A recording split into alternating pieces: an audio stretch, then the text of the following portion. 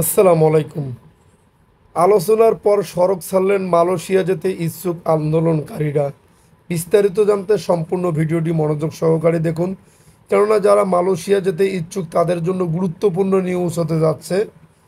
নিউজটি শোনার আগে অবশ্যই আমাদের চ্যানেলটি সাবস্ক্রাইব করে পাশে থাকা বেল বাটনটি অন করে রাখতে পারেন পরবর্তী ভিডিওর জন্য। এবং আপনার মতামত জানাতে অবশ্যই কমেন্ট বক্সে কমেন্ট করে জানাতে পারেন আপনাদের মতামত।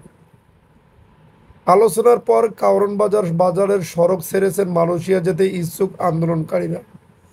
বোয়েসেলস বলছে, সংশ্লিষ্ট সব প্রক্রিয়া শেষে নভেম্বরেই প্রথম ধাপে 500 জনকে পাঠানো হবে মালয়েশিয়া।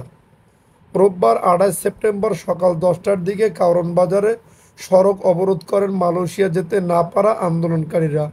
ভিসাসহ সংশ্লিষ্ট সব কাগজপত্র থাকার পরও মালয়েশিয়া যেতে না পারায় 5 দফা দাবিতে বিক্ষোভ করেন তারা। আন্দোলনকারীরা জানান, 2 থেকে 3 বছর ধরে অপেক্ষায় থাকলেও মালয়েশিয়া যাওয়ার সুযোগ হয়নি তাদের। সর্বশেষ অন্তর্বর্তী সরকারের আশ্বাসের পরও হচ্ছে না সমাধান। পরে পরিস্থিতি নিয়ন্ত্রণে ঘটনাস্থলে আসে পুলিশ।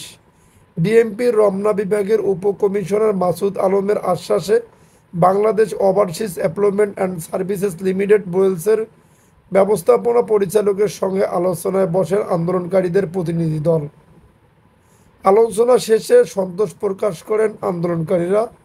আন্দোলন না করে নিয়ম মেনে মালয়েশিয়া যাওয়ার প্রক্রিয়া সম্পন্ন করবেন বলে জানান তারা। বোয়েসেলসের ব্যবস্থাপনা পরিচালক মোহাম্মদ সাইফুল ইসলাম বলেন, 2 অক্টোবর থেকে শুরু হবে ইন্টারভিউ। সব প্রক্রিয়া শেষে নভেম্বরের মধ্যেই মালয়েশিয়া পাঠানো হবে 5 জনকে। বোয়েসেলস ছাড়া অন্য কোনো মাধ্যমে টাকা লেনদেন না করার আহ্বান জানান তিনি।